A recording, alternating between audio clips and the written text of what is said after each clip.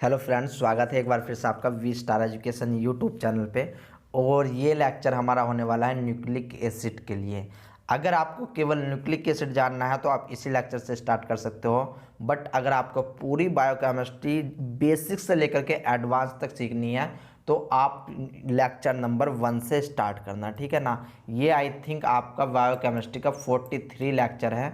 इससे पहले हम 42 लेक्चर आपके कर चुके हैं, जिसमें हमने केमिकल बॉन्डिंग पढ़ी, आपका अमाइनो एसिड, प्रोटीन, उसके बाद हमने एंजाइम्स पढ़ा, ठीक है ना।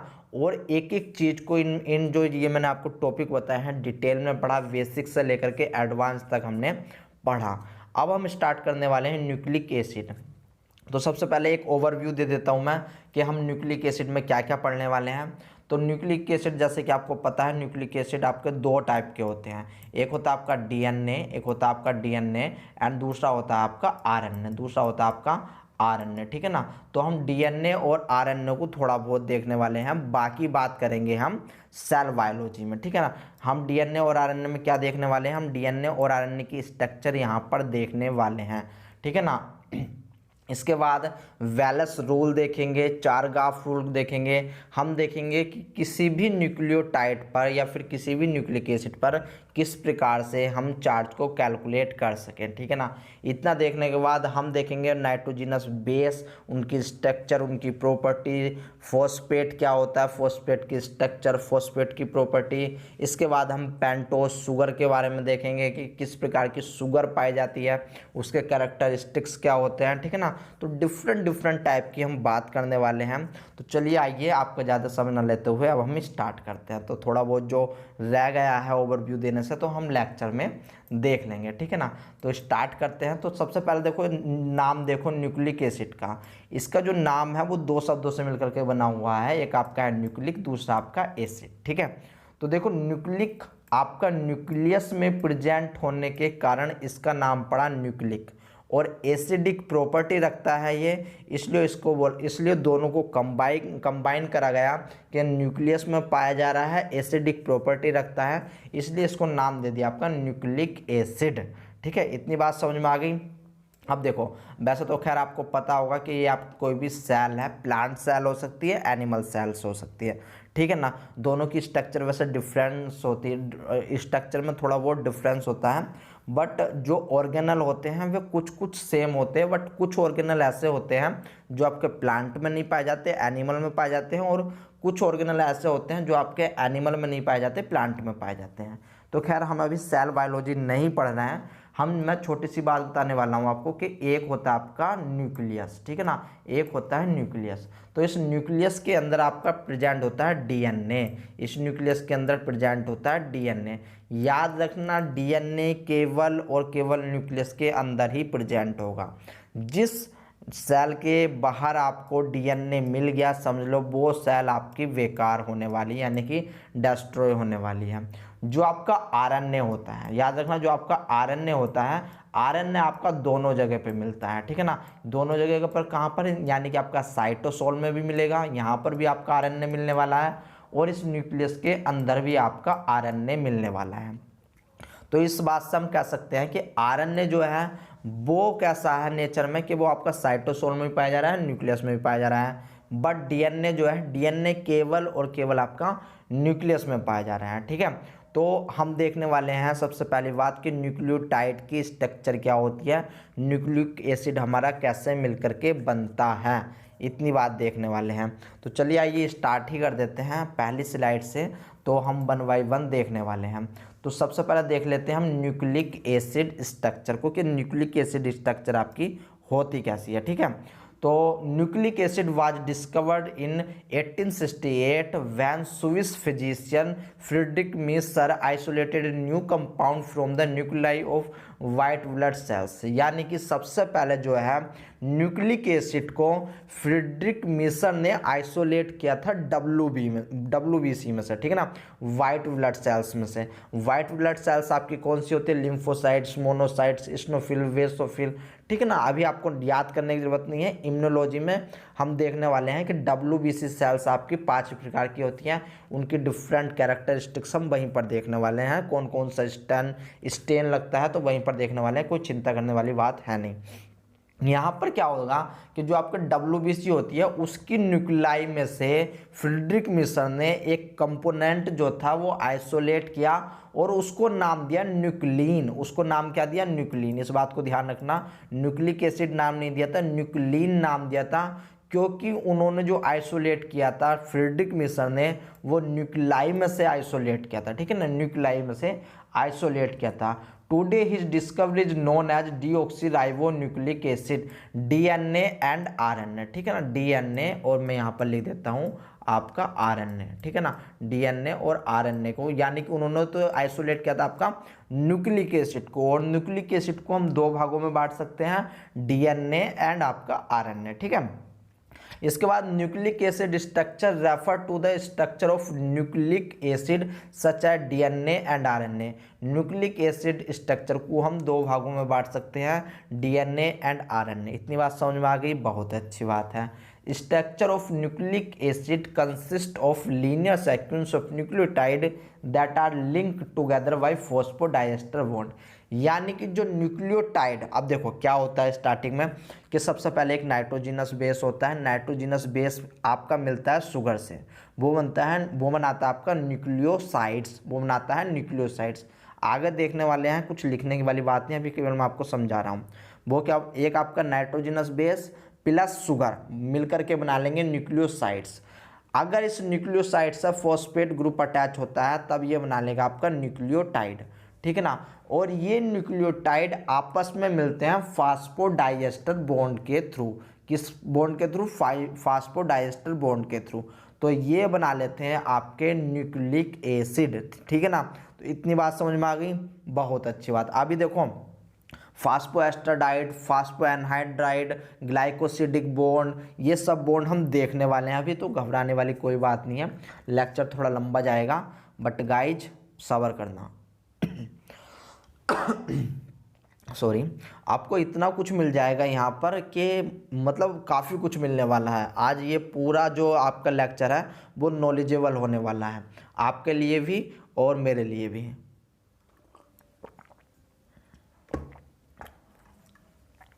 तो ये स्लाइड आपकी पूरी हो गई। यहाँ पर केवल डिस्कवरी की बात की थी कि न्यूक्लिक एसिड को क्या नाम दिया गया, किसने डिस्कवर किया गया, और न्यूक्लिक एसिड में कौन सा बॉन्ड स्पेसिफिक होता है। तो फास्फोडाइएस्टर बॉन्ड स्पेसिफिक होता है, ठीक है ना।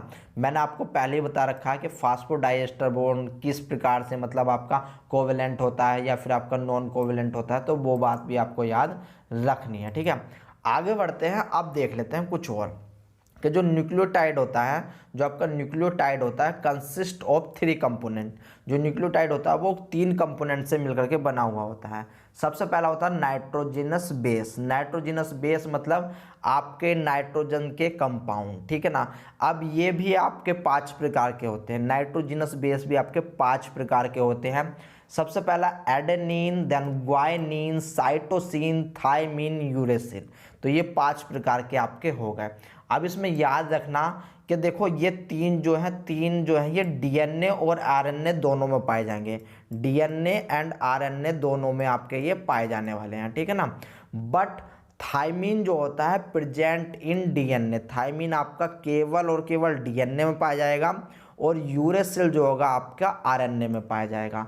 यानी कि ये 3 आपके कॉमन हैं, चाहे डीएनए हो या फिर आपका आरएनए हो। बट यहाँ पर thymine for DNA and uracil for RNA only.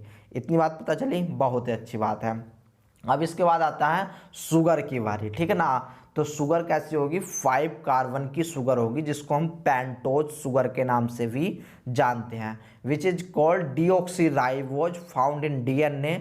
अगर डीएनए में वो शुगर पाई जा रही है तब उसको कहेंगे डीऑक्सीराइबोज शुगर, ठीक है ना। क्या कहेंगे? Deoxyribose sugar. अगर वो आपके आरएनए में पाई जा रही है तब उसको बोलेंगे राइबोज शुगर, तब उसको क्या बोलेंगे? राइबोज शुगर, ठीक है।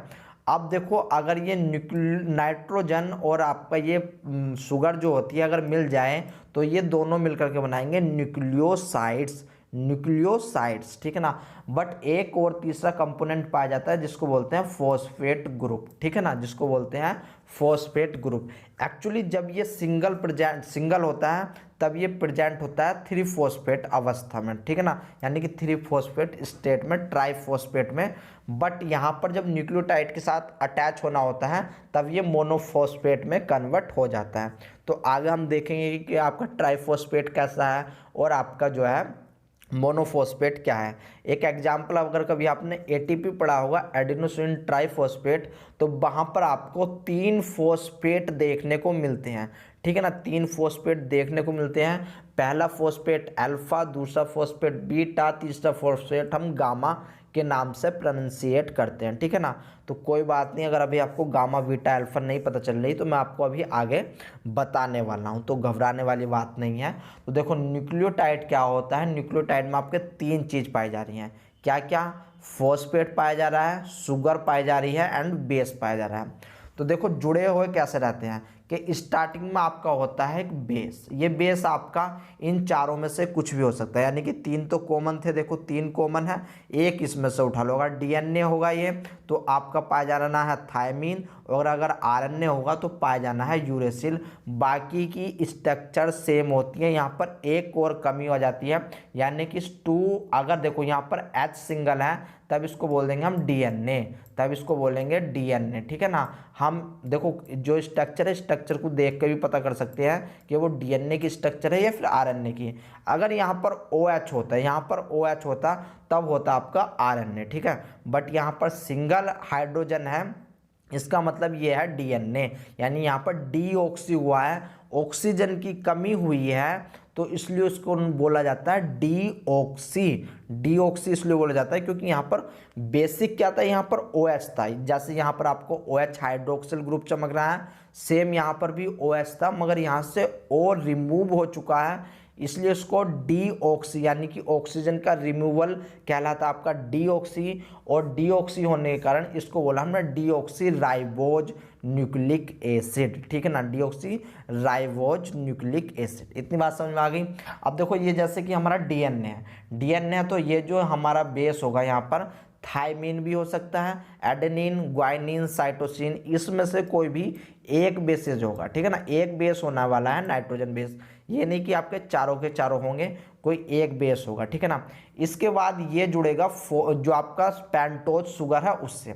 अब ये जो पेंटोज शुगर से जुड़ेगा तो यहाँ पर जो बॉन्ड बनेगा, यहाँ पर बॉन्ड बनेगा आपका ग्लाइकोसिडिक बॉन्ड। याद रखना कौन सा बॉन्ड बनने वाला है, ग्लाइकोसिडिक बॉन्ड, ठीक है। तो आगे बस हम देखने वाले हैं, कोई ज़्यादा से घबराने वाली बात नहीं है, बट बॉन्ड का नाम याद रख लेना, यहाँ पर ग्लाइकोसिडिक बॉन्ड बनने वाला है, ठीक है। तो नाइट्रोजनस बेस और आपका फॉस्फेट जो पेंटोज साइकिल थी वो मिल गई, नाइट्रोजनस बेस एंड आपकी पेंटोज साइकिल मिल गई। अब अगर ये दोनों ही है, ये दोनों ही है, तब इसको बोलेंगे हम न्यूक्लियोसाइड, न्यूक्लियोसाइड। और अगर इससे फॉस्फेट ग्रुप अटैच हो गया, अगर इस पेंटोज शुगर से फॉस्फेट ग्रुप अटैच हो गया, ये जिस बॉन्ड से अटैच होता है उसको बोलते हैं फास्फोएस्टर बॉन्ड। क्या बोलते हैं? फास्फोएस्टर बॉन्ड। आगे लिखा हुआ है, अभी लिखने की जरूरत नहीं है, केवल प्रोनाउंसिएशन समझो, फास्फोएस्टर बॉन्ड, फास्फोएस्टर बॉन्ड, ठीक है ना। तो यहाँ पर आपका फास्फोएस्टर बॉन्ड जुड़ा हुआ है। अब इस कंप्लीट स्ट्रक्चर को हम बोलेंगे न्यूक्लियोटाइड। अब ये आपका एक न्यूक्लियोटाइड है, कितना न्यूक्लियोटाइड है आपका? एक न्यूक्लियोटाइड है, ठीक है ना। और उसमें भी कैसा है? मोनोन्यूक्लियोटाइड है। अब इस हमने मोनोन्यूक्लियोटाइड क्यों कहा? तो देखो भाई, मोनोन्यूक्लियोटाइड इसको हमने इसलिए कहा क्योंकि यहाँ पर जो आपका फॉस्फेट है वो केवल एक ही है, वो केवल एक ही फॉस्फेट है, इसलिए इसे हमने कहा मोनोन्यूक्लियोटाइड, मोनोन्यूक्लियोटाइड। अगर यहाँ पर आपका एक फॉस्फेट यानी कि PO3, यहाँ पर मैं लिखने की कोशिश करता हूँ, PO4 अगर यहाँ पर एक और फॉस्फेट ग्रुप अटैच हो जाता तब इसको बोलते हैं हम डाइन्यूक्लियोटाइड, डाइन्यूक्लियोटाइड। और अगर यहाँ पर किसी चांस, जैसे कि आपका ATP में होता है, अगर एक फॉस्फेट ग्रुप और अटैच होता तब इसको बोलते हैं हम ट्राई न्यूक्लियोटाइड। क्या बोलते हैं? ट्राई न्यूक्लियोटाइड, ठीक है ना। बट यहाँ पर न्यूक्लियोटाइड है क्योंकि डीएनए में आपका मोनोन्यूक्लियोटाइड ही आता है, डीएनए में आपका मोनोन्यूक्लियोटाइड ही जुड़ता है, इसलिए यहाँ पर ये मोनोन्यूक्लियोटाइड की फॉर्म में आपका रखा हुआ है। तो इस स्लाइड में आई थिंक आपको ये स्लाइड अब समझ में आई होगी। अब चलते हैं देखो आगे, ठीक है ना। तो थोड़ा और आगे देख लेते हैं। तो जैसे कि न्यूक्लिक एसिड के कंपोनेंट क्या हैं वे देखने की कोशिश करो कि आपके 3 कंपोनेंट है। कितने कंपोनेंट है आपके? 3 कंपोनेंट हैं, जिसमें से पहला था आपका नाइट्रोजिनस बेस। पहला क्या था आपका? Nitrogenous base. इसके बाद दूसरा कंपोनेंट आपका क्या है? शुगर। शुगर भी कैसा आपका? पेंटोज शुगर है, ठीक है ना, पेंटोज शुगर है। और तीसरा कंपोनेंट क्या है आपका? फॉस्फेट, ठीक है। तो तीसरा कंपोनेंट हो गया आपका फॉस्फेट। अब देखो नाइट्रोजिनस बेस में आपके 4 प्रकार के हैं बेसिकली, बट 5 प्रकार के क्यों बोलते हैं? क्योंकि डीएनए और आरएनए जब हम दोनों की बात करते हैं, अगर हम डीएनए में देखेंगे तो हमारे 4 प्रकार के बेसेस पाए जाएंगे, नाइट्रोजन बेसेस। अगर हम आरएनए में देखेंगे तो भी हमारे 4 प्रकार के बेस पाए जाने वाले हैं, ठीक है ना। इसी प्रकार से जब हम पेंटोज शुगर की बात करते हैं तो पेंटोज शुगर में हमारा क्या होता है? या तो डीऑक्सी राइबोज शुगर होगा, या तो हमारा डीऑक्सी राइबोज शुगर होगा, या फिर हमारा जो कि है राइबोज शुगर होने वाला है, या फिर हमारा राइबोज शुगर होने वाला है। जो हमारा डीऑक्सी राइबोज शुगर होता है वो हमारा डीएनए में प्रेजेंट रहेगा, और जो हमारा राइबोज शुगर है वो हमारा आरएनए में प्रेजेंट होने वाला है, ठीक है ना। अब यहाँ पर फॉस्फेट जो रहता है बेसिकली ट्राइफॉस्फेट के रूप में होता है। क्या क्या की फॉर्म में होता है? ट्राइफॉस्फेट की फॉर्म में होता है, ठीक है ना। तो देखो अब क्या होने वाला है वो देख लो। तो स्टार्टिंग में कोई सा भी एक नाइट्रोजिनस बेस आएगा, एक नाइट्रोजिनस बेस आएगा, और यहाँ पर एक पेंटोज शुगर साइकिल आएगी, ठीक है ना, एक पेंटोज शुगर साइकिल आएगी। अब ये दोनों आपस में कंबाइन होंगे और ये बना लेंगे न्यूक्लियोसाइड्स, ठीक है ना, न्यूक्लियोसाइड्स।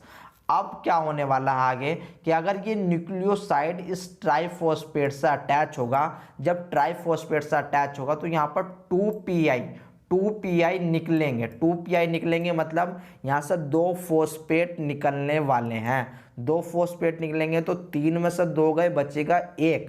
तो अब बोलेंगे उसको मोनोफॉस्फेट। यानी कि अगर ये जो आपका NS बना है, NS ट्राइफॉस्फेट से रिएक्शन करेगा तो तब ये कहलाएगा आपका न्यूक्लियोटाइड। क्या कहलाएगा? न्यूक्लियोटाइड, एंटी, ठीक है ना। और इस एंटी में क्या होगा आपका? मोनोफॉस्फेट होने वाला है। इस एंटी में क्या होने वाला है? मोनोफॉस्फेट होने वाला है। तो अब हम कह सकते हैं कि इसमें देखो भाई क्या क्या पाया जा रहा है। एक तो पाया जा रहा है आपका मोनोफॉस्फेट, ठीक है ना, एक पाया जा रहा है आपका मोनोफॉस्फेट। दूसरा पाया जा रहा है कोई सा भी नाइट्रोजिनस बेस हो अकॉर्डिंग टू डीएनए है या फिर आरएनए है, केवल एक नाइट्रोजिनस बेस होना है। और तीसरा आपकी एक पेंटोज साइकिल होनी चाहिए according to DNA and RNA. तो यहाँ पर ये मैंने कुछ लिखने की कोशिश करी है। अगर आप डायरी में बना रहे हो तो इसको लिख लेना, जो फुल फॉर्म मैंने बताई है उसी फुल फॉर्म के रूप में, ठीक है ना। अब बढ़ते हैं आगे। आई होप आपको ये समझ में आया होगा, ठीक है ना। तो अब आगे बढ़ते हैं। अब देख लेते हैं न्यूक्लियोटाइड के बारे में और भी ज़्यादा, ठीक है। तो जो न्यूक्लिक एसिड होता है, अगर आपका शुगर प्लस नाइट्रोजिनस बेस आपस में रिएक्शन कर रहे हैं तब वे आपका बनाएंगे न्यूक्लियोसाइड्स। क्या बनाने वाले हैं? न्यूक्लियोसाइड्स बनाने वाले हैं, ठीक है ना। अगर इस न्यूक्लियोसाइड से आपका फॉस्फेट अटैच हो जाता है तब बनेगा आपका न्यूक्लियोटाइड। क्या बनने वाला है? न्यूक्लियोटाइड बनने वाला है। और ये काफ़ी सारे न्यूक्लियोटाइड मिल करके आपको बनाएंगे पॉलीन्यूक्लियोटाइड्स, ठीक है ना, पॉलीन्यूक्लियोटाइड्स। और ये पॉलीन्यूक्लियोटाइड्स आपस में रिएक्शन करके, आपस में हाइड्रोजन बॉन्ड के थ्रू एक दूसरे से अटैच होकर के ये बनाएंगे आपके न्यूक्लिक एसिड को, ठीक है ना। ये किसको बनाएंगे? न्यूक्लिक एसिड को बनाने वाले हैं। और न्यूक्लिक एसिड आपका 2 प्रकार का हो सकता है, या तो वो डीएनए हो या फिर आपका आरएनए हो, ठीक है ना, या तो वो डीएनए हो या फिर आपका आरएनए हो।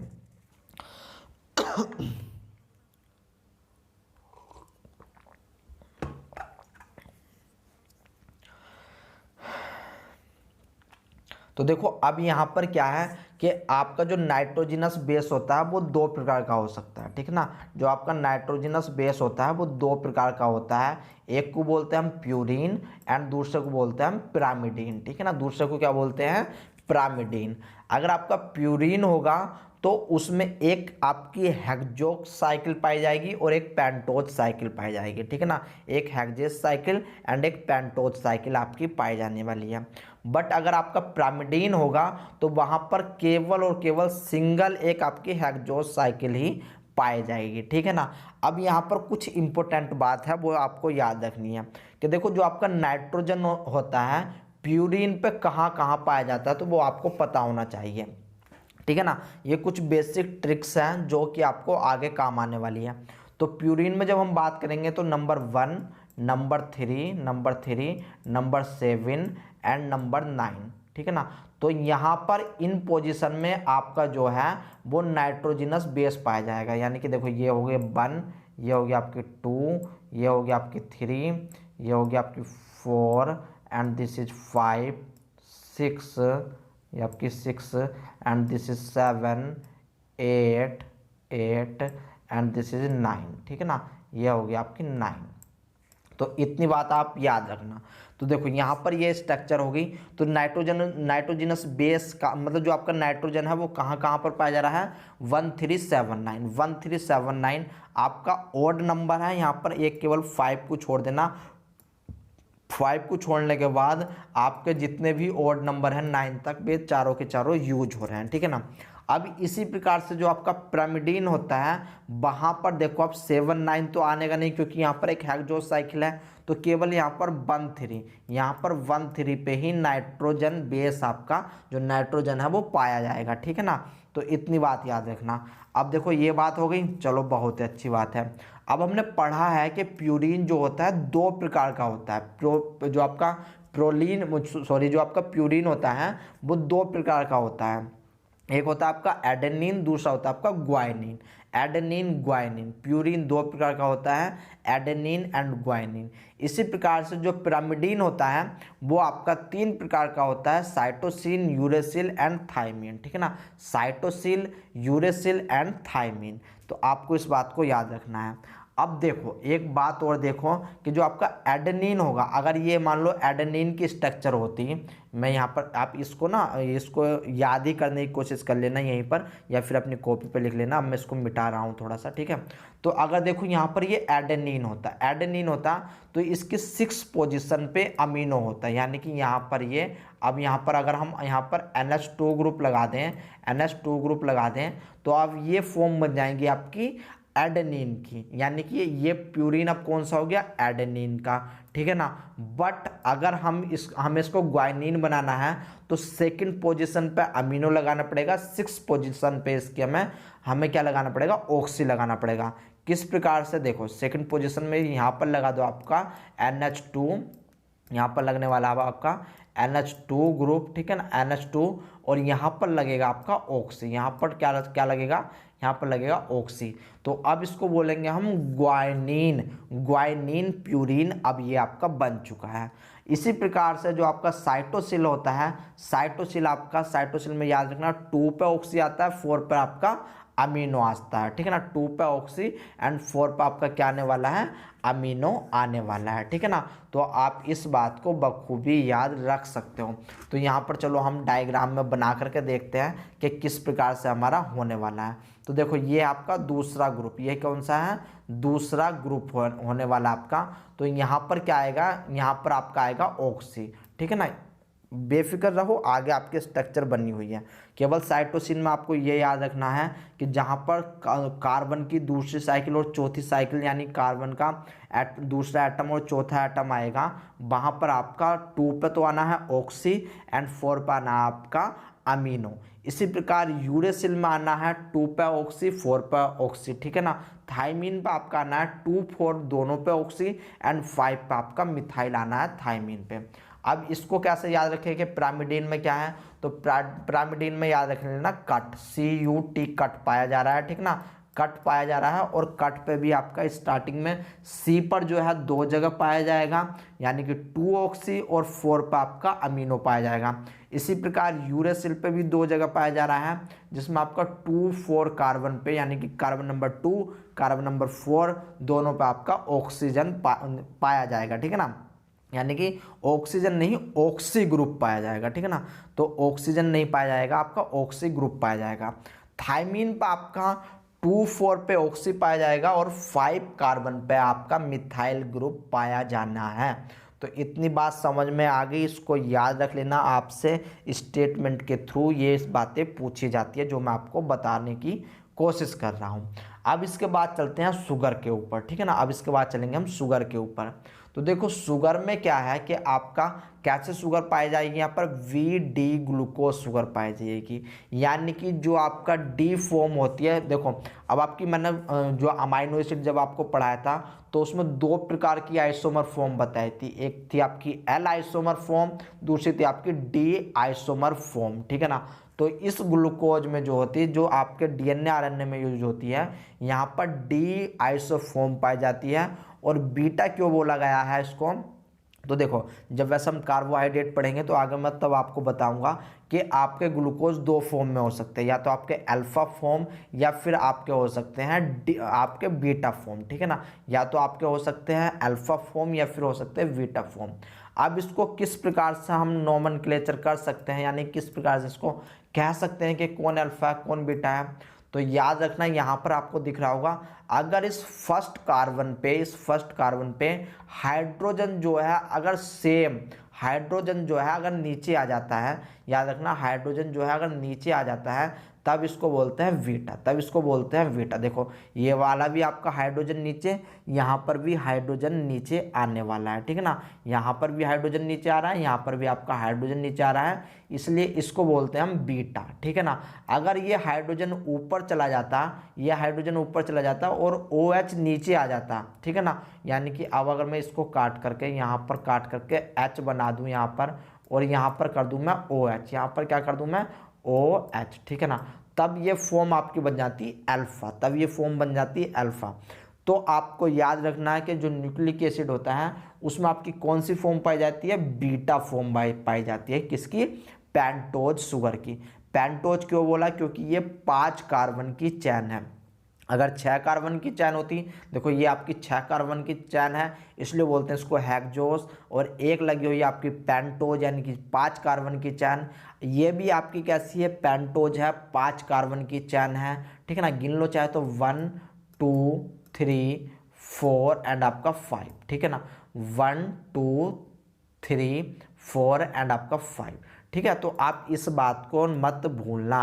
तो अब हम देखो नहीं गिना, दोबारा से गिन लो, कोई बात नहीं। 1 तो ये हो गया, 2 ये होगी, तीसरी ये हो गई, एंड नंबर 4 आपका ये हो गया, एंड नंबर 5 आपका ये वाला हो गया, ठीक है ना। ये वाला ग्रुप, ये वाला जो CH2OH है, इस ग्रुप को आपका 5वां जो है कार्बन चैन में गिना जाता है, ठीक है ना। यानी कि 5वां कार्बन एटम है ये।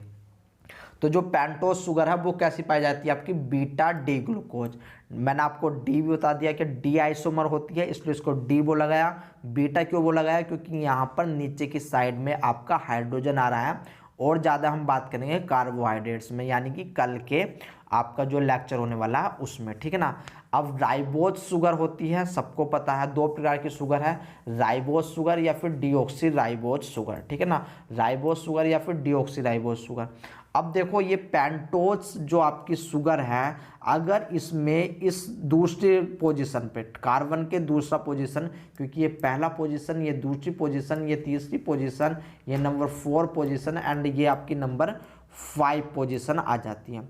अगर दूसरी पोजीशन पे आपका जो ऑक्सीजन है, जो आपका O ग्रुप है, ऑक्सीजन नहीं सॉरी O ग्रुप है, वो अगर यहाँ से अब्सेंट हो जाए, ठीक है ना, तो इसलिए इसको बोला डीऑक्सी। डी का मतलब खत्म होना, ऑक्सी मतलब ऑक्सी ग्रुप, फिर बोलेंगे इसको राइबोज, क्योंकि ये कैसी है, एक प्रकार से साइकिल राइबोज टाइप की है, ठीक है ना। तो इसलिए इसको बोलते हैं 2 डीऑक्सी राइबोज शुगर, ठीक है ना। 2 क्यों बोला गया, क्योंकि दूसरा जो आपका कार्बन एटम था यहाँ से आपका ऑक्सीजन अब्सेंट है, इसलिए 2 आया। और डीऑक्सी क्यों बोला गया, क्योंकि यहाँ पर ऑक्सी ग्रुप अब्सेंट है। राइबोज क्यों बोला गया, क्योंकि जब आपकी पेंटा साइकिल होती है तो तो तब उसको हम राइबोज बोलते हैं, ठीक है ना। इतनी बात समझ में आ गई, बहुत ही अच्छी बात है। अब यहाँ पर देखो जो आपका राइबोज है उसमें आपका OH जो है प्रेजेंट है, इसलिए उसको सिंपल राइबोज साइकिल बोला गया है। राइबोज को बोला गया है क्योंकि यहाँ पर ये राइबोज जैसे जो है साइकिल बना रहा है। इतनी बात समझ में आ गई। अब मेरे ख्याल से इसमें कोई प्रॉब्लम नहीं होने की, मैंने आपको 1 बाय 1 सब चीज़ बता दी है। तो अब बढ़ते हैं थोड़ा आगे। अब देखते हैं न्यूक्लियोटाइड में कि किस प्रकार से आपके बॉन्ड परफॉर्म होते हैं और कहाँ कहाँ पर आपका बॉन्ड प्रेजेंट होता है। तो सबसे पहले मैं एक स्लाइड आगे चलना चाहूँगा। अब यहाँ पर मैं कुछ आपको बात बताना चाहूँगा, ठीक है ना। तो देखो हमने पढ़ लिया कि आपका जो नाइट्रोजनस बेस होते हैं वे आपके 5 प्रकार के होते हैं। जो नाइट्रोजनस बेस होते हैं वे कितने प्रकार के? 5 प्रकार के। 2 होते हैं आपके प्योरीन में, कौन कौन से? एडेनिन एंड ग्वानिन, ठीक है ना। Adenine guanine. हमने ये भी देख लिया कि आपका जो जो आपका नाइट्रोजन ग्रुप है वो कहाँ पर पाया जाता है? 1 पे, 3 पे, 7 पे एंड 9 पे। 1, 3, 7 एंड आपका 9, ठीक है ना। इसके बाद जो पिरामिडीन्स होते हैं, पिरामिडीन्स आपके 3 प्रकार के होते हैं, जिसको बोलते हैं हम कट, CUT कट, ठीक है ना। अगर आप याद रखना चाहोगे निमोनिक्स, इसका कट है, इसका अगर भूल जाओ तो प्योर याद रखना, प्योर एट गोल्ड। इसकी जो मतलब न्यूमोनिक्स है वो याद रखना, प्योर एट गोल्ड, ठीक है ना। प्योर एट गोल्ड जो इसका प्यूरिन का आपका निमोनिक्स है। PU से आपका pure eight gold, pure eight gold. तो आप इस बात को भी याद रख सकते हो। पिरामिडीन का जो निमोनिक्स है उसको याद रख लेना CUT कट के नाम से, ठीक है। यहाँ पर जो नाइट्रोजनस होगा वो 1 पे होगा और 3 पे होगा, 1 पे होगा और 3 पे होगा, ठीक है। इतनी बात मैं आपको बता चुका हूँ। अब इस डायग्राम को समझो। अब इस डायग्राम को समझने के लिए यहाँ पर मैं आपको बॉन्ड समझाने वाला हूँ। स्पेसिफिकली क्या समझाने वाला हूँ? बॉन्ड समझाने वाला हूँ। तो देखो ये क्या है, ये कोई सा भी आपका इन्होंने पेंटोज साइकिल ही बना दी, बट ये पेंटोज साइकिल नहीं है दोस्तों, ये आपका नाइट्रोजिनस बेस, ठीक है ना। ये क्या आपका नाइट्रोजिनस बेस है। अब ये नाइट्रोजनस, अब यहाँ पर ये मत देख लेना कि ये भी पेंटोज बना दी, तो यहाँ पर मतलब ये पेंटोज भाई साहब ये हो सकता है कि कोई सा भी प्यूरिन होगा। तो अब यहाँ से क्या होने वाला है, यहाँ सब आपका जो है एक हेक्सोस साइकिल जुड़ेगी, ठीक है ना।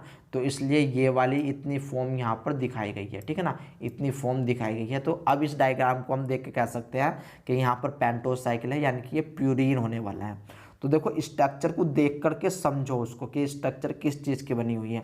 जैसे कि मैंने बता दिया, मुझे पता था प्यूरिन में आपकी डबल साइकिल होती है, तो यहाँ पर या तो ये आपका एडेनिन हो सकता है या फिर ग्वानिन हो सकता है, ठीक है ना। एडेनिन या फिर ग्वानिन हो सकता है।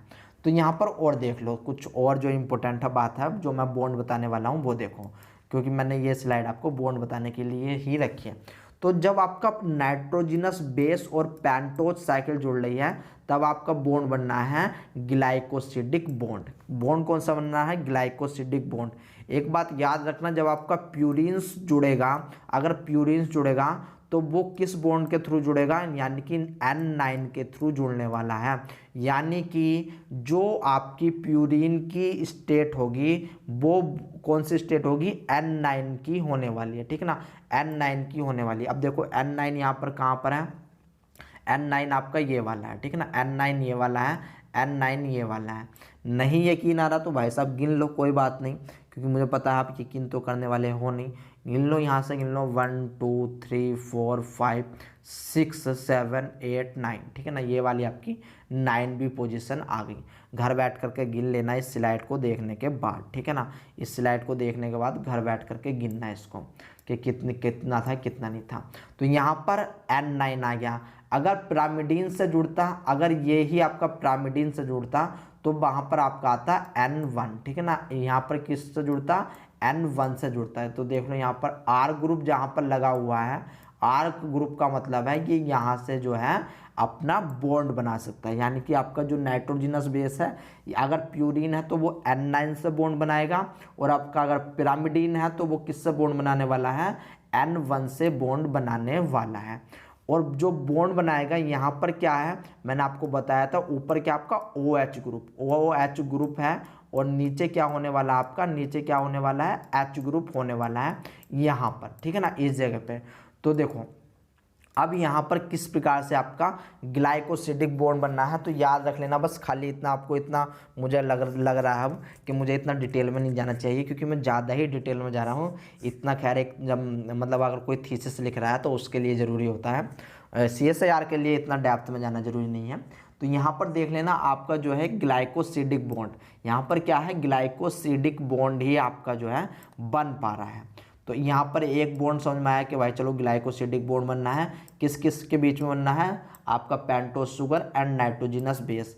प्यूरिन है तो ये बात आपको याद रखनी है, देखो प्यूरिन है तो N9 में बनेगा, और अगर भाई साहब पिरामिडीन है तो यहाँ पर N1 पे बनने वाला है, ठीक है ना।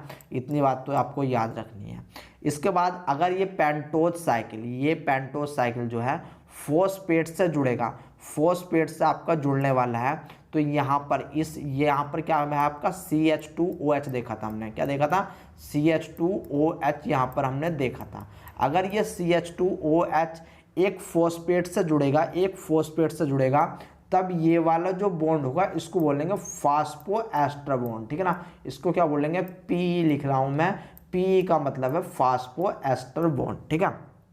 इतनी बात समझ में आ गई, बहुत ही अच्छी बात है। अब यहाँ पर क्या है कि ये देखो, ये वाला जो फॉस्फेट है ये दूसरे फॉस्फेट से जुड़ रहा है, ये वाला फॉस्फेट दूसरे फॉस्फेट से जुड़ रहा है, और ये वाला फॉस्फेट आपके दूसरे फॉस्फेट से जुड़ रहा है। तो अगर फॉस्फेट टू फॉस्फेट ज्वाइंट हो रहा है, बॉन्ड बनना है, तो इसको बोलेंगे तब फॉस्फो एनहाइड्राइड बॉन्ड। इसको क्या बोलेंगे, PA लिख देता हूँ, फॉस्फो एनहाइड्राइड बॉन्ड, तब इसको बोलने वाले हैं, ठीक है ना। तो आपका फास्फोएस्टर बॉन्ड हो गया, ग्लाइकोसिडिक बॉन्ड हो गया, फास्फो जो है आपका एनहाइड्राइड बॉन्ड हो गया। इतनी बात पता चली, बहुत अच्छी बात है। अब देखो ये तो एक न्यूक्लियोटाइड है, अब न्यूक्लियोटाइड दूसरे न्यूक्लियोटाइड से जब जुड़ता है तो या तो वो इस पोजीशन पे जुड़े, अगर RNA होगा तो 3 पोजीशन पे भी जुड़ सकता है और 2 पोजीशन दोनों पे जुड़ सकता है, ठीक है ना। 3 पोजीशन पे भी जुड़ेगा और आपका 2 पोजीशन पे भी जुड़ सकता है अगर RNA है तो। अगर यहीं पर ये DNA होता, तो अब यहाँ पर OH ना होकर के यहाँ खाली होता आपका H ग्रुप, यहाँ पर होता H ग्रुप। अब ये H ग्रुप किसी से बाइंड नहीं कर पाएगा, केवल याद रखना DNA में आपका 3, ये याद रखना 3 कार्बन का एटम ही दूसरे फॉस्फेट से अटैच हो पाता है, ठीक है ना। ये ही आपका फॉस्फेट से अटैच होगा, यानी कि जो दूसरा न्यूक्लियोटाइड होगा कोई भी आपका, तो उसका जो फॉस्फेट ग्रुप होगा, यानी कि ये वाला जो ग्रुप होगा फॉस्फेट दूसरे वाले न्यूक्लियोटाइड का, ये ही इस 3OH से आकर के जुड़ने वाला है, ठीक है ना। यहाँ से क्यों नहीं जुड़ेगा, क्योंकि भाई H किसी के साथ भी रिएक्शन किसी भी प्रकार की केमिकल बॉन्डिंग नहीं कर सकता, जबकि याद रख लेना ये OH जो है ये न्यूक्लियोफिलिक अटैच करता है। ये कैसे अटैच करेगा, न्यूक्लियोफिलिक अटैच करेगा, ठीक है ना। इतनी बात समझ में आ गई, बहुत अच्छी बात है। अब यहाँ पे यानी कि इस OH और फॉस्फेट के बीच में देखो, ये OH है, यहाँ पर फॉस्फेट है, अब ये फिर एक किससे जुड़ा हुआ होगा, पेंटोस शुगर से। ये किससे जुड़ा हुआ होगा, पेंटोस शुगर से। तो मैं यहाँ पर PS लिख देता हूँ, ठीक है ना, PS लिख दिया, पेंटोस शुगर से। तो यानी कि एक आपका बॉन्ड ये वाला और एक ये वाला, 2 बॉन्ड बन गए हैं एस्टर। 2 बॉन्ड कौन से बने, एस्टर, इसलिए इसको बोलेंगे फास्फोडाइएस्टर बॉन्ड। अब इसको क्या बोलेंगे, फास्फोडाइएस्टर बॉन्ड। कैसे बताया, देखो भाई एक एस्टर बॉन्ड तो ये वाला बनना था, ये कैसा बनना था आपका फास्फोएस्टर बॉन्ड, यानी कि देखो ये वाला जो बनाया हमने ये फास्फोएस्टर बॉन्ड ही तो है। मान लो दूसरा जो है, चलो मैं आपको जो है बना करके ही दिखा देता हूँ, क्योंकि मुझे पता है आप जो है थोड़ा बहुत कन्फ्यूज आओगे, तो उस बात से कोनो फ़ायदा नहीं है। कोई खाली स्लाइड है, ये मिल गई मुझे। तो देखो यहाँ पर क्या हो रहा था वो देखने की कोशिश करो आप, कि आपका एक था भैया नाइट्रोजिनस बेस, ठीक है, नाइट्रोजिनस बेस था, बहुत अच्छी बात है। ये आपका जुड़ा हुआ था पेंटोस साइकिल से, बहुत ही अच्छी बात है। इसके बाद आपका एक और था, वो क्या था आपका फॉस्फेट, ठीक है ना। यानी कि मैं यहाँ पर स्टार्टिंग से बना देता हूँ, कोई बात नहीं, यहाँ से स्टार्ट करता हूँ। ये था आपका क्या, ये था आपका नाइट्रोजिनस बेस, N बीट कर देता हूँ उसको, ये था आपका नाइट्रोजिनस बेस। अब ये किस चीज़ से, ये किससे जुड़ करके मिल करके बना है, ये बना है आपका पेंटोज शुगर से। ये किससे मिल करके बना है आपका, पेंटोज शुगर। ये मैंने बना दी पेंटोज शुगर। अब ये पेंटोज शुगर से कौन मिलेगा, फॉस्फेट मिलने वाला है, ठीक है ना, फॉस्फेट मिलने वाला है। तो यहाँ पर बॉन्ड कौन सा बनना था, फॉस्फोएस्टर बॉन्ड। यहाँ पर बॉन्ड बनना था आपका फॉस्फोएस्टर बॉन्ड, ठीक है ना। यहाँ पर बॉन्ड बनना था आपका ग्लाइकोसिडिक बॉन्ड, ग्लाइकोसिडिक बॉन्ड बनना था, ठीक है ना। तो अब देखो, अब इसको जोड़ना है किसी दूसरे न्यूक्लियोटाइड से, इसको जोड़ना है किसी दूसरे न्यूक्लियोटाइड से। तो मैं अब इसको थोड़ा अलग डिफरेंस फॉर्म में बनाने की कोशिश करता हूँ। मान लो इसको जो है मैं अब यहाँ से ये रिमूव करके आपका जस्ट वेट, हाँ, यहाँ पर जो है, यहाँ पर आपका एक फॉस्फेट ग्रुप यहाँ पर ये वाला अटैच कर देता हूँ। ये फॉस्फेट ग्रुप मैंने अटैच कर दिया यहाँ पर। अब क्या होगा, ये फॉस्फेट ग्रुप किसी दूसरे अमाइनो एसिड, दूसरा अमाइनो एसिड क्या होगा, मान लो आपका ये कोई नाइट्रोजिनस बेस है, ठीक है ना। ये नाइट्रोजिनस बेस किसी दूसरी जो है पेंटोज साइकिल से जुड़ा हुआ होगा, ठीक है ना, किसी दूसरी पेंटोज साइकिल से जुड़ा हुआ होगा। मान लो ये जुड़ गया, ठीक है। अब ये जुड़ गया, अब इसके बाद यहाँ पर भी एक फॉस्फेट ग्रुप होगा, ठीक है ना। तो ये वाला जो हमारा ये वाला फॉस्फेट ग्रुप है, ये अगर डीएनए है तो इस 3 पोजीशन में OH से जुड़ेगा, ठीक है ना। किससे जुड़ेगा, OH से जुड़ने वाला है, ठीक है ना।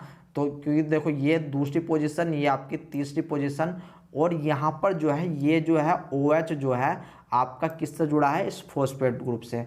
तो यानी कि एक फॉस्फोएस्टर ग्रुप, याद रखना, फॉस्फोएस्टर ग्रुप एक ये बन रहा और एक फॉस्फोएस्टर ग्रुप ये बन रहा, दोनों को कंबाइन करके हमने बोला फास्फोडाइएस्टर बॉन्ड। हमने क्या बोला, फास्फोडाइएस्टर बॉन्ड, ठीक है ना, फास्फोडाइएस्टर बॉन्ड बोला।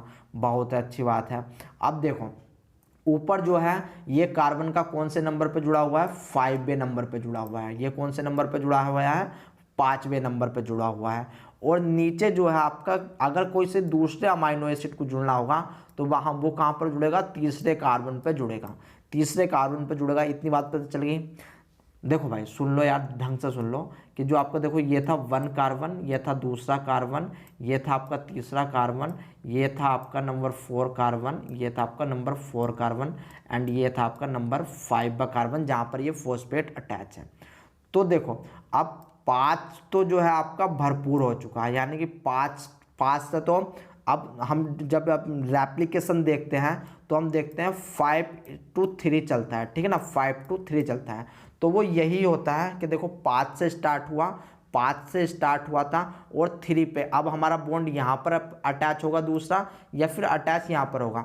तो यहाँ पर तो कोई बॉन्ड अटैच नहीं हो सकता क्योंकि यहाँ पर कोई OH ग्रुप नहीं है, मगर इस 3 पे हमारा OH ग्रुप प्रेजेंट है। यानी कि अगर कोई दूसरा न्यूक्लियोटाइड आएगा तो वो यहाँ पर अटैक करेगा, और इस प्रकार से हमारी जो डायरेक्शन है वो 5:3 होने वाली है। वो कैसी होने वाली है, 5:3 होने वाली है, ठीक है।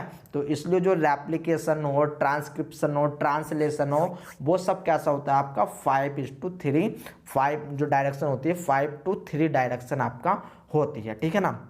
इतनी बात समझ में आ गई, बहुत अच्छी बात है। तो जहाँ पर छोड़ा था वहीं पर चलने की कोशिश करते हैं। तो ये था भाई साहब आपका बॉन्ड, कि किस प्रकार से बॉन्ड इन्वॉल्वमेंट होते हैं। तो याद रखना जो आपका ग्लाइकोसिडिक बॉन्ड होता है वो between nitrogenous base and sugar phosphate में लगता है, ठीक है ना। अगर प्यूरिन होगा तो N9 होगा, और अगर आपका पिरामिडिन होगा तो आपका N1 होने वाला है, ठीक है ना, बता चुका हूँ। फास्फोएस्टर बॉन्ड को आपका COP के, देखो यहाँ पर देख लेना, ग्लाइकोसिडिक जो होता है वो बनाता है CON के बीच में, जो फास्फोएस्टर बॉन्ड होता है वो बनाता है COP के बीच में, और जो फास्फोएस्टर बॉन्ड होता है वो शुगर और फॉस्फेट के बीच में लगता है। कहाँ पर लगता है आपका फास्फोएस्टर बॉन्ड, शुगर और फॉस्फेट के बीच में लगता है। फास्फो एनहाइड्राइड बॉन्ड कहाँ पर लगता है, वो लगता है आपका फॉस्फेट ग्रुप के अंदर, यानी कि इन बिटवीन होगा फॉस्फेट ग्रुप के अंदर, ठीक है ना। इसके बाद फास्फोडाइएस्टर बॉन्ड कहाँ पर बनता है, तो वो बनता है आपका लिंक्ड बिटवीन न्यूक्लियोटाइड, यानी कि जब आपके एक न्यूक्लियोटाइड से दूसरा न्यूक्लियोटाइड जुड़ेगा तब आपका क्या बनने वाला है, फास्फोडाइएस्टर बॉन्ड बनने वाला है। एक बॉन्ड और यहाँ पर आ जाता है हाइड्रोजन बॉन्ड। हाइड्रोजन बॉन्ड क्या काम करता है कि मान लो एक न्यूक्लियोटाइड, एक पॉलीन्यूक्लियोटाइड ये है, दूसरा पॉलीन्यूक्लियोटाइड ये है, यहाँ पर जो है इनको जोड़ने का काम, इन पॉलीन्यूक्लियोटाइड को जोड़ने का काम कौन करेगा, हाइड्रोजन बॉन्ड करेगा। अभी हम आगे देखने वाले हैं। इसलिए यहाँ पर हाइड्रोजन बॉन्ड आपको कैसा चमक रहा होगा, सीढ़ी की तरह चमक रहा होगा, ठीक है ना, सीढ़ी की तरह चमक रहा होगा। सीढ़ी को इंग्लिश में बोलते हैं लेदर, ठीक है ना, लेदर या फिर लैडर कुछ ऐसे करके बोलते हैं। तो ये लैडर का फॉर्मेशन करता है।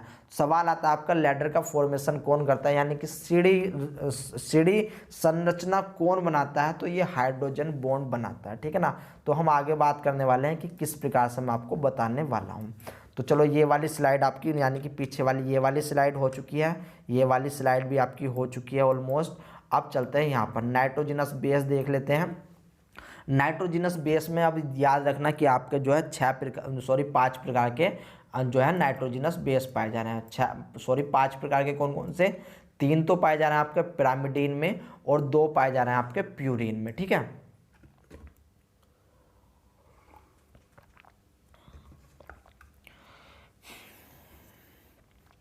तो यहाँ पर देखो बहुत ही अच्छी बात है, ये आपने देख लिया।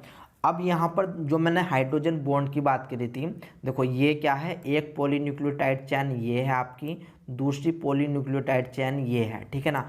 और ये जब 2 पॉलीन्यूक्लियोटाइड चेन आपस में अरेंज होंगी, यानी कि आपने डीएनए का कुछ इस प्रकार से स्ट्रक्चर देखा होगा, ठीक है ना, इस प्रकार का स्ट्रक्चर देखा होगा। तो एक पॉलीन्यूक्लियोटाइड चेन ये, दूसरी पॉलीन्यूक्लियोटाइड चेन ये, तो यहाँ पर लगे हो जाते हैं आपके नाइट्रोजनस बेस। यहाँ पर क्या होते हैं, नाइट्रोजनस बेस प्रेजेंट होते हैं।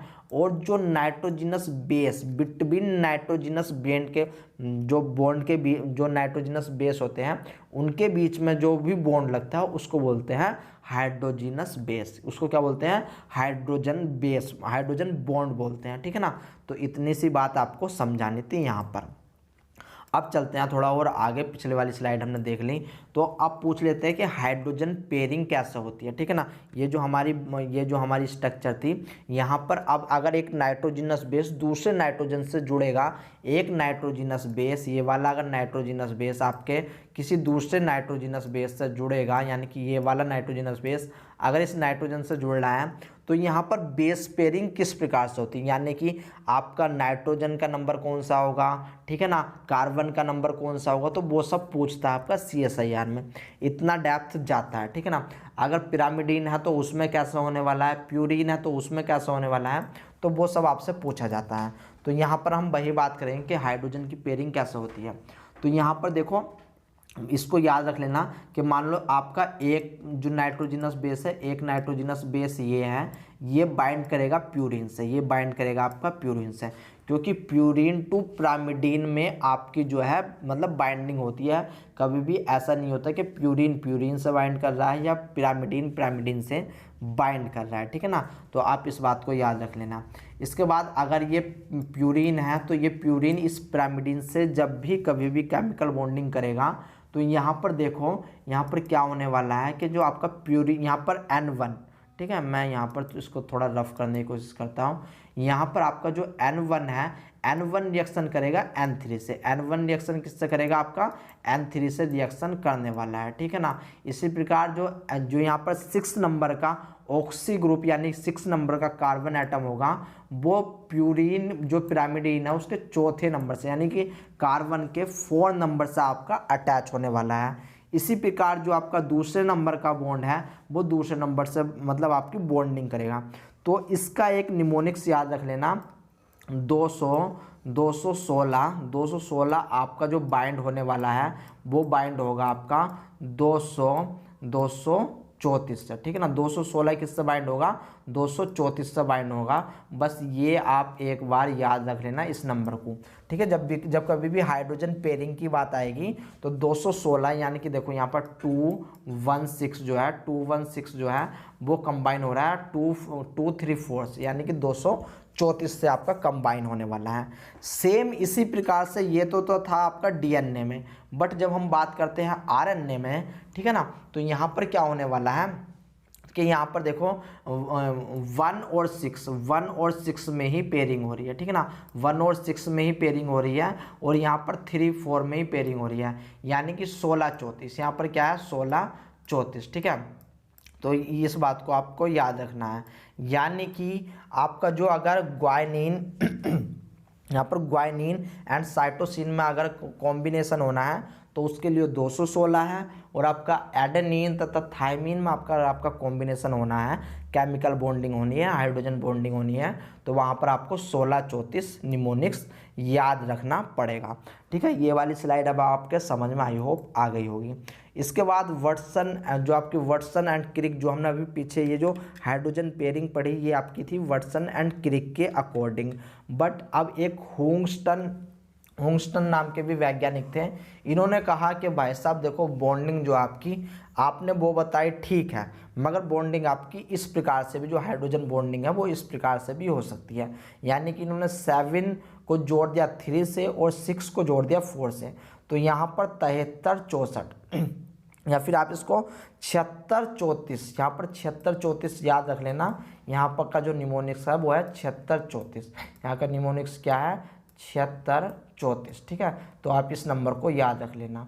तो देखो ये वाटसन एंड क्रिक जो आपका ये 99% है, और जो आपका हुंगस्टन है वो 1% ही पाया जाता है।